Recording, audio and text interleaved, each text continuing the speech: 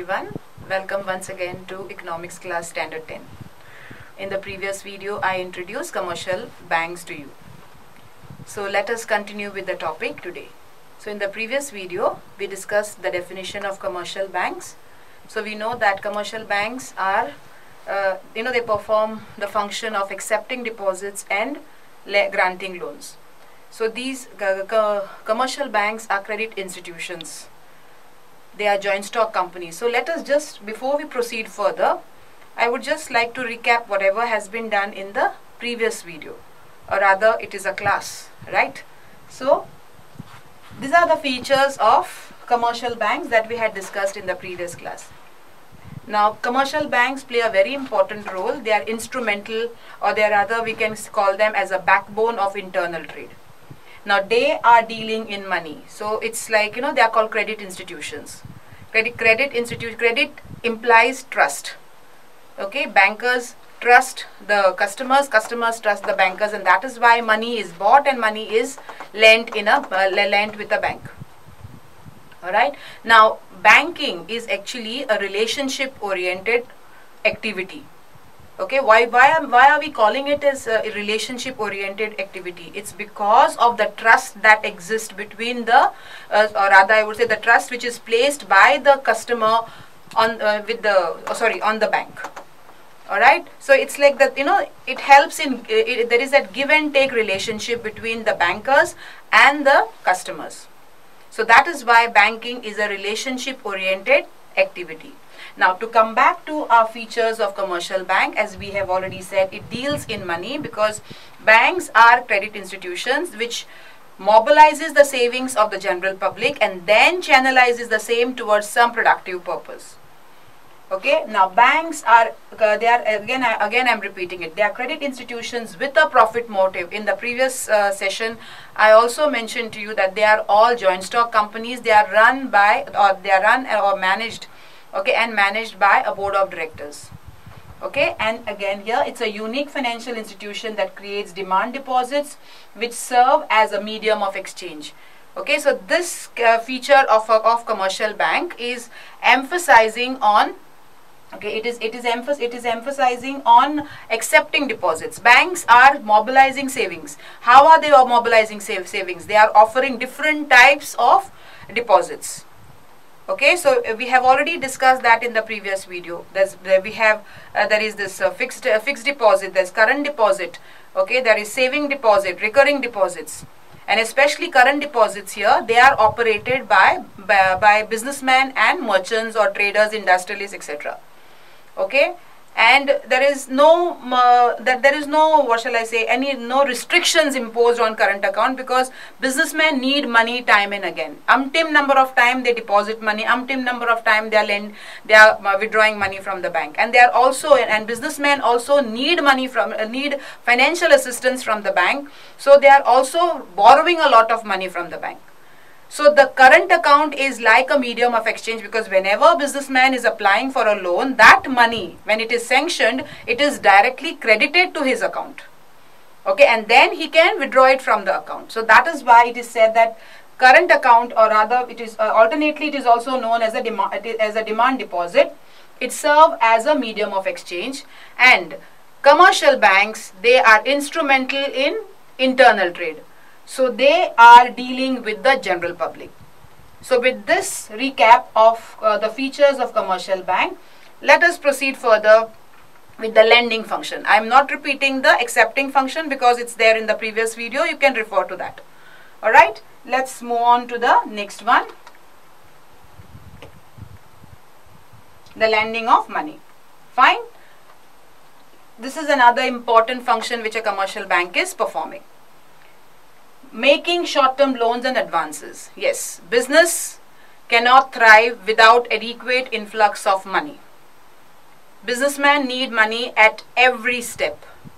So, banks are like the backbone. Banks are very, very instrumental. I have also mentioned in the previous video that banks, an efficient network of banking is an economic index that measures economic development and growth of a country.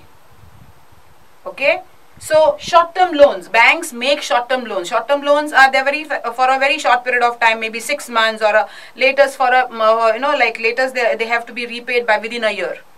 Okay, so the short-term loans are made by the banks. At the same time, advances. Now there is a difference between a loan and an advance. When a businessman is borrowing money from the bank to run his business, okay, that is a loan. Whereas now we also know that industry and commerce has so many things to offer to us. There are a variety of goods in the market. All right. Now there are certain commodities which is not directly which people, especially in the middle, people who belong to the middle class, okay, they cannot afford to directly spend money or like pay a lump sum and buy those goods. Especially examples I would like to cite here is consumer durables or automobiles for that matter. Okay, we have our smart TVs. So it is not possible for an ordinary person to pay 1 lakh rupees or 1.5 lakh directly and buy that product. So what do? We approach a bank for a personal loan, isn't it? Okay. So when bank is issuing granting loan, okay, or lending money for personal use, that is known as an advance. So it is wrong on our part. So even it is wrong on our part to use the word car loan. It is advance. Okay, loans are generally borrowed for business purpose. All right. Okay, so that's what that is one of the important function here, the lending money. Now, businessmen, I will highlight, or I will club the two facilities together. Now, current account holders, they are all businessmen, and time and again they require money. Okay, without adequate influx of money, business cannot flourish. Alright, so current account holders can avail these two important facilities, which is the overdraft facility and the cash credit facility. Okay, let us try and differentiate between the two facilities here. Now, overdraft facility is actually, it is a liability. Okay, now, say for example, Mr. A, okay, he is operating a bank, he is operating an account, current account with a bank. Now, in his account, he has 50,000 rupees. Okay, the balance in his account is how much? 50,000 rupees. Alright, he is in need of 1 lakh rupees. Suddenly, there is a crisis or he has to make some payment. He is in need or terribly in need of 1 lakh rupees. He will apply for a credit facility. He will ask for a loan. Alright, now loan is always, now even the short-term loans also, remember one thing, whenever the bank is lending money, it is always against the security. Okay, so businessmen can raise loans against the security of their stock of goods again, or any business asset, or sometimes even their personal assets. Okay, even collateral assets like your your share certificates or gold. Okay, so against some security, bank will lend money. Now, overdraft facility, if it is an overdraft facility, like he is in need of 50,000 rupees, he has applied for a loan of 50,000 rupees. So, once that is sanctioned, bank will credit that 50,000 rupees to his current account, so that he can overdraw his account. That means he can withdraw 1 lakh rupees from his account. Okay. So, an overdraft facility is usually against the security of the business assets, the stock of goods or any other business asset for that matter. Now, if it is an overdraft facility, he is availing. He's taking. It's a credit facility. Okay, if he is availing overdraft facility, then it is repayable within a span of 1 year. It's a liability. Okay, and as far as interest is concerned, irrespective of the fact, the businessman may use that money, the entire sum, whether he has utilized 1 lakh rupees or whether he has only utilized 80,000 or 20,000, is still the balance there. Okay, irrespective of that fact, he has to pay an interest on the entire amount. Okay, he has borrowed 50,000. Okay, so whether he has utilized the entire 50,000 or he has not, okay, irrespective of that, he has to pay an interest on 50,000 that he has borrowed. So this is all about your overdraft facility. Cash credit facility. Okay, this is again another credit facility which is available against the security of business assets, collateral securities, okay, personal assets. Okay, but the difference between the two is that if it is a cash credit facility, then the interest, okay, interest which is paid is only on the amount which is actually utilized by the borrower. So if the borrower here has borrowed 50,000 rupees, out of which he has utilized only 30,000 rupees, 20,000 is still the balance there. Okay, he will be paying, he will be asked to pay an interest on the 30,000 which he has utilized. So that's the difference between your overdraft facility and the cash credit facility. Okay, and cash credit and businessmen usually prefer cash credit facility because the repayment is within 1.5 years, that is 18 months. Overdraft is repayable within 12 months, whereas cash credit, it is repayable within 18 months. Okay, that's the difference between the two types of facilities. Okay, the credit facilities. Now, overdraft facility, cash credit facility, these are special credit facilities that are available, that are made available to the current account holders. Now, let us talk about bill discounting, which is another important method. So, we are talking about the lending function of the commercial bank. So we have already discussed overdraft facility and the cash credit facility and the short-term loans and advances made by the commercial banks. Now the third important facility which is made available especially to the businessman is the discounting of bills. Okay, now let us understand what do you mean by discounting of bills here. Now bill of exchange, okay, it is a negotiable instrument just like a check. So it is used for making and receiving payments in business.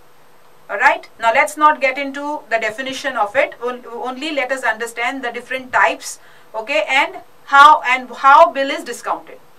Okay, now there are different types, there are different kinds of bills. We have the foreign bill as well as the domestic bill. Okay, so the terms itself indicate that domestic bill, okay, it is generated within the jurisdiction of the country. Foreign bill is used for international trade. Now there are different types of bills here. We have the demand bill and the time bill. Alright, now first let me show you a specimen. Okay, now there are three, before we talk about that, okay, let me just write down the important parties. Okay, these are the three parties to the bill: drawer, drawee and the payee. Okay. So, drawer is also called the maker of the bill, the person who makes the bill. Okay, like for example, I am a businessman, I am dealing with somebody else, I am making the bill, I am called the drawer. Okay, that person is the drawee, and payee is the person who will receive the payment. So, I can receive the payment myself, okay, so I will be the payee, or else I can depute someone else to collect the money on my behalf. Alright, so these are the important parties to the bill of exchange. Now let us check out the specimen of a bill of exchange. Like, first and foremost, you will find amount. Okay, on this top corner, you have to write the amount in figures. Then you have the stamp duty, which is very important. This side, you have to write the name of the drawer. Okay, then you will have the main body here, the content will be in the center. On this side corner, you have to, you have to specify the name of the drawee, okay, and his signature, and over here again his address also, everything, all the details about the drawee over here, okay, all the details about the drawer once again, his signature, drawer signature on this side. So this is a specimen of your bill of exchange. Now, what did I say? There are two kinds of bills, I said. One is a time bill, the other one is a demand bill. Alright? Now, if the main content of the bill opens with the words on demand pay, if it is like on demand pay, okay, pay whatever amount, alright? If it is starting with these words, then it is a demand bill. And over here, the drawee cannot extend. There are no time extensions allowed to the drawee. Okay, he has to make that is on demand pay me. But if at all it starts, okay, if it is 3 months later pay, 3 months later pay, if it starts like this is called a time bill. So here a time duration, a tenure of 3 months is allowed to the drawee, and only on maturity, that is, if at all, you know, like today is the 11th of June. Okay, so July, August, September, 11 September, the bill will mature. So on that day, the drawee has to make the payment. That's the maturity time. Alright, so here there are time extensions, or rather a tenure is paid. A certain stipulated period of time is allowed to the drawee in order to collect the money, and so that he can make the payment. Alright, so this is your time bill. Now, if at all say Mr. A, okay, now we have Mr. A, okay, is the seller and Mr. B is the buyer. Okay, he is the buyer. They are dealing with each other. He has sold goods to Mr. B, and it is now that he has sold goods to Mr. B, he has generated this time bill. Alright, so when Mr. A will prepare this bill, alright, or he will draft this bill, it is known as a draft. Okay, this is called a draft, and draft has no validity. Okay, it has no value. Now what Mr. A will do, he will send it to or he will present it to Mr. B. Okay, now Mr. B, on receiving that bill, he will read all the content, and if at all he is happy with everything, okay, the content which is there, he's quite okay with it, he will draw 2 transverse parallel lines across the face of the bill and write the word accepted. Okay, sometimes it is done this way, or else, okay, sometimes drawee will write the word accepted here, just above his signature. He will write the word accepted here and then put his signature.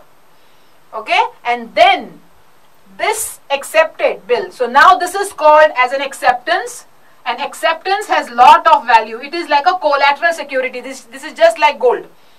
Okay, sometimes what happen, businessmen also pledge gold with the bank. You know, they mortgage gold and they take loan against that.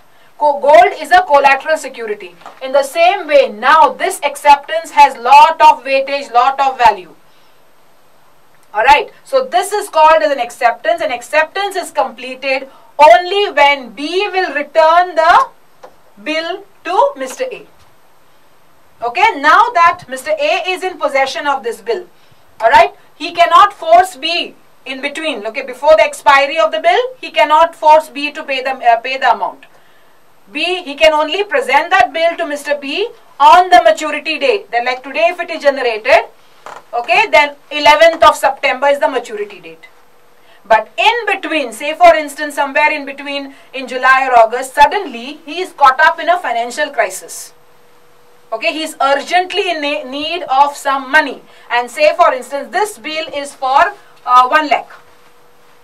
Okay, this is for 1 lakh rupees.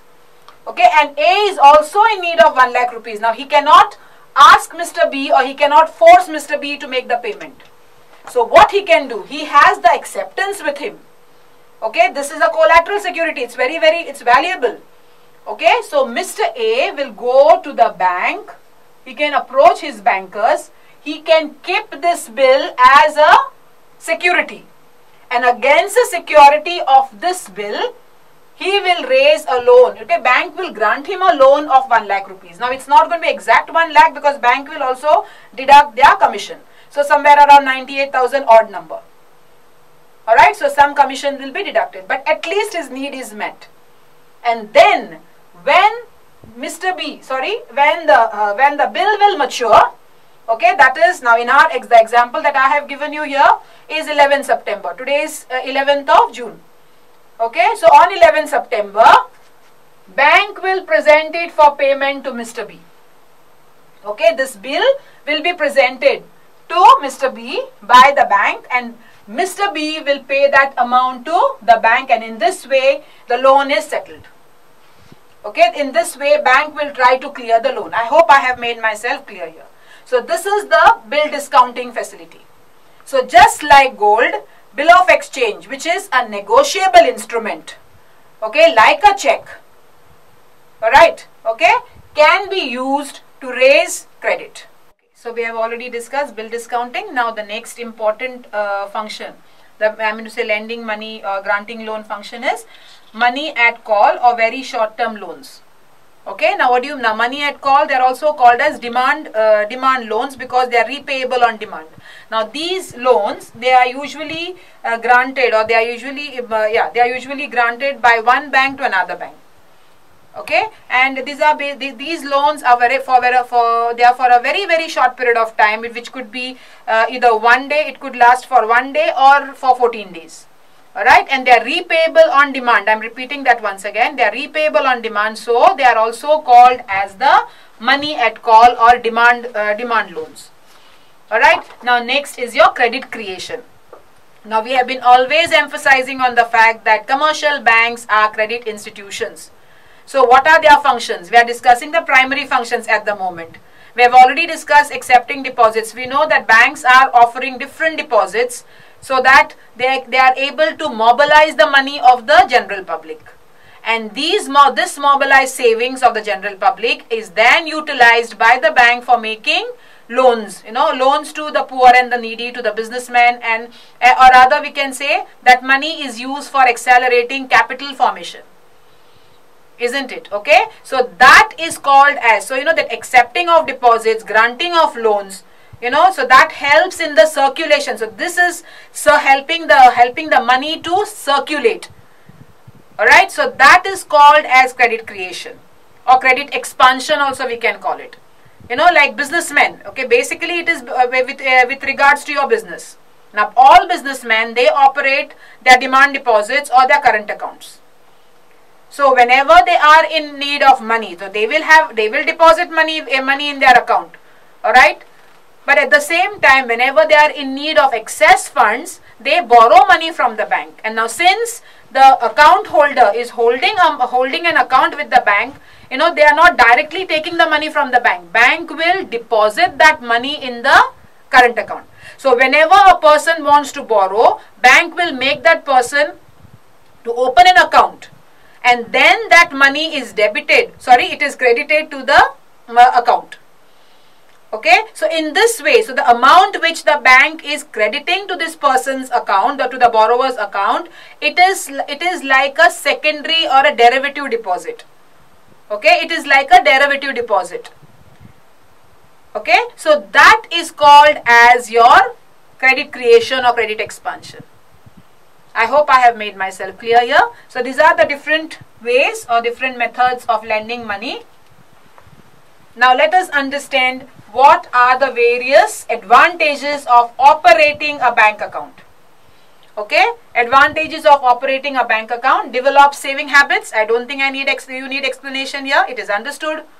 Okay, easy and safe payment through checks. Now checks here again they are negotiable instruments. Alright, they are used in making payment and in receiving payment also. Now there are different types of checks. We can talk about that later. But yes, okay, using this negotiable instrument, which is a check, you can use this negotiable instrument only if you are operating a bank account. Okay, then businessmen can avail bill of discounting facility. I have just now explained to you what is bill discounting. Fine. Then traders and merchants can avail various credit facilities. Overdraft facility, they can borrow short-term loans. Okay, they can also avail long-term loans, cash credit facilities. So all the credit facilities are made available to the they are available to the current account holders. Easy and prompt payments of rent, premiums, etc. Okay, today since we are today banking has become very tech savvy. Okay, so we don't even have to go to step out of the comforts of our homes to make payments. We just have to give instructions to the bank. A standing instruction has to be given to the bank and the payments will be done. A standing instruction has to be given to the bank to collect payments and it will be done. Okay, so today we are used to this electronic transfers, isn't it? Okay, so owing to this electronic transfers, making payment, receiving payment has become very convenient. Alright, then provides evidence of transaction. Of course, yes, when you are operating a bank account, there is a record. Now, if you are operating an account with a public sector bank, a government owned bank, then they will issue you a passbook, especially your recurring deposit account or your saving account, So they will give you a passbook, and this passbook is periodically you have to update it. Okay, periodically you have to update it, so that you know, you can keep a track. So passbook is just like a mirror image of your account, so you know what is the balance, what is the status of your account. Now if you are operating a bank account with any private sector bank like ICICI and all, they don't issue a passbook as such, but they will send you a account statement every month, and you will receive an account statement which will where you will be able to understand what is actually the status of your account. Alright, so provides an evidence. So that's an evidence that the transactions have taken place. Nobody can cheat on us. Okay, so that is, okay, so these are the advantages here. Now other functions. Let us go to the agency function. So now we have discussed primary functions. Primary functions, there are two kinds of primary functions: accepting deposits, granting loans, okay, or lending money. There are, apart from the primary function, bank is also performing certain agency function. You know, a bank acts as an agent of the customer. Okay, and there are general utility functions also. Okay, now agency functions. Okay, these are the agency functions. Fund transfers. Today, at a click of a button, we are so used to internet as a net banking. We hardly pay a visit to the branches now.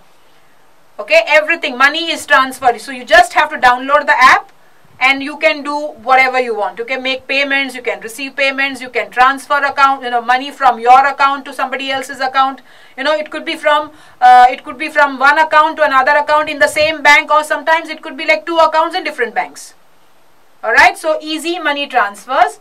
Then collection and payment of credit instruments, checks, bill of exchange, promissory notes. These are all credit instruments.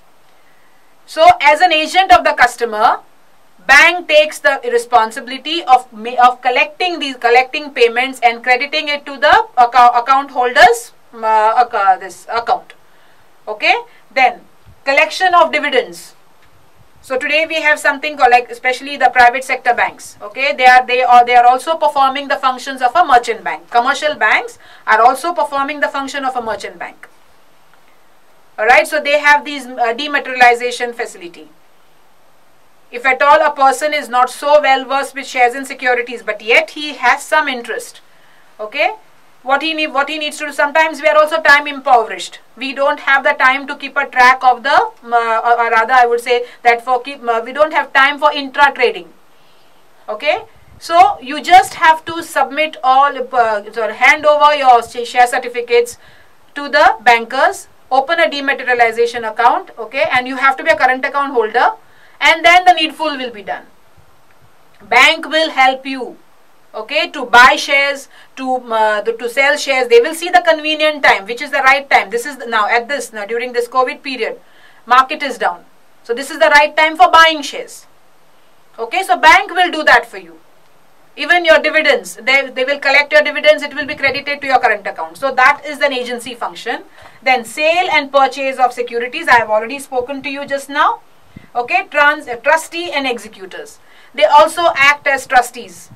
Okay, like sometimes whenever like the customer, okay, needs some information about the credibility of another person, or even sometimes the customer himself need to furnish his credibility, okay, to avail some facility somewhere else, the banks can do that for him. So they act as trustees and executors here. Okay, so these are the agency functions we have already discussed. Now let us talk about the general utility function. Okay, now locker or the safety vaults. All of us have gold and other important possessions, okay, very valuable possessions, we are inviting risk. Okay, it is pretty risky if we keep these things at home. So to safeguard, okay, to safeguard all our valuable possessions, bank help us to avail the locker facility. So we have to pay a rent every month. We have to pay a rent, which is, if you then now in order to avail this facility, you have to be an account holder.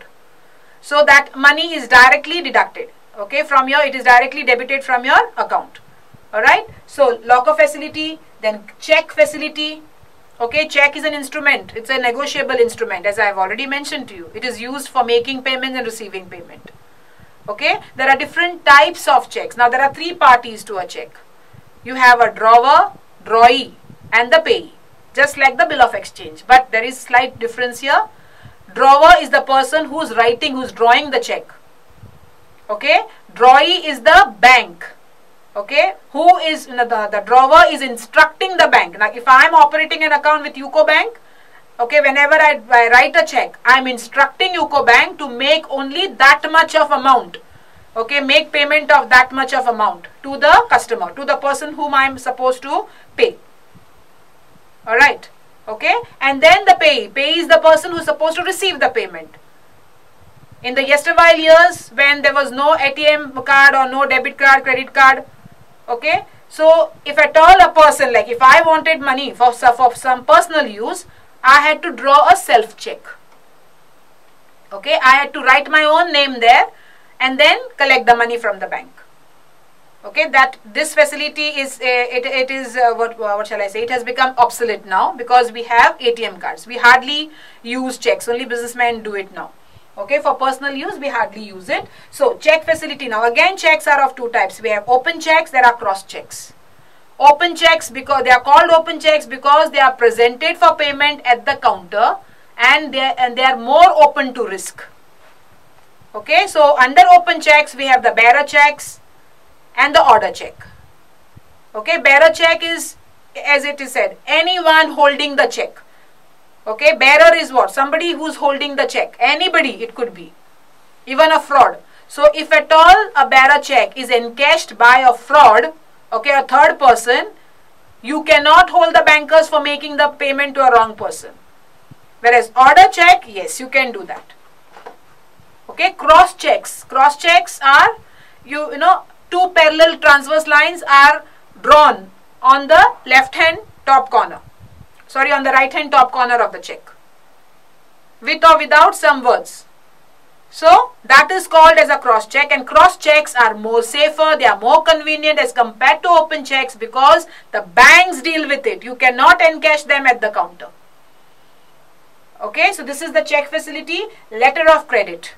Now letter of credit is always issued by the by the buyer's bank to the seller's bank. Okay, it is a guarantee. It's actually, it certifies credibility. Okay, it's a guarantee to which the buyer's bank, makes to the seller's bank, that the payment of that exact amount will be done within this span of time. Okay, on the date which is mentioned there. Fine. So just remember, letter of credit is always issued by the it is quite common in the international trade. So it is issued by an importer's bank to the exporter's bank, wherein clearly the bank takes the responsibility or guarantees the payment of the exact amount mentioned. Okay, mentioned within a certain stipulated period of time. Then it facilitates transportation of goods. This is for internal trade. Wholesalers and retailers. When retailers, okay, place orders, okay, place orders for goods, okay, the wholesaler will dispatch the consignment. Now these consignments are usually sent by railways. Okay, so the railway office, when the wholesaler will hand over the goods, hand over the consignment to the railways, railway office will issue a receipt. A railway receipt will be issued. Okay, so what the wholesaler will do to be on a safer side, to receive the cash payment this promptly, he will hand over that railway receipt to the bank. Okay, then the bank will intimate the retailer or the buyer. So buyer will have to pay that exact amount and then obtain that bill, okay, that railway receipt from the bank, and then he can issue it, he can produce it to the railway office to collect the consignment. So in this way, banks facilitate transportation of goods. Okay, underwriting securities. This is very, very important, and this is especially with regards to your joint stock companies. Underwriting in the sense, like, whenever the joint stock companies, when they float their shares in the stock market, they take, as the banks come to their rescue. If at all, when the stock is already issued in the market, a certain portion of the stock is purchased, it is subscribed by the general public. The stock which remains, okay, that remains unsubscribed, that is purchased by the banks. Okay, the banks guarantee them. Okay, underwriting is actually an act where the banks guarantee the companies that they will subscribe the unsubscribed shares, so that the company is able to raise the minimum subscription amount. Okay, so that is your underwriting facility.